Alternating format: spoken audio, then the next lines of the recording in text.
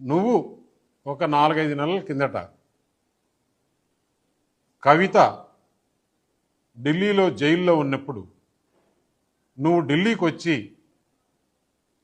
నా దగ్గర టైం తీసుకొని మా ఇంటికి వచ్చిన మాట వాస్తవం కాదా?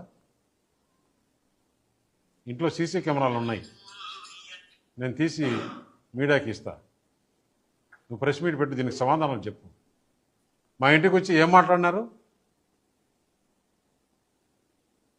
మేము చేసిన అవినీతి అన్నీ కూడా ఈడీ సిబిఐ రాకుండా, లేకుంటే కవితను బయటికి వదిలేదానికి ఏర్పాటు చేయండి. మేము బీఆర్ఎస్ పార్టీ దేనికైనా సిద్ధం. మేము బీజేపీలో మెర్జ్ చేయాలన్నా కానీ, బీజేపీతో అలయన్స్ పెట్టుకోవాలన్నా కానీ దేనికైనా సిద్ధం. అంటే నేను తీసుకునే నిర్ణయం కాదు, పెద్దలతో మాట్లాడి చెప్పాలని. పెద్దలతో మాట్లాడిన తర్వాత మనం ఎలక్షన్స్లో ఏం చెప్పాం? ఈ బీఆర్ఎస్ పార్టీ అవినీతి పార్టీ,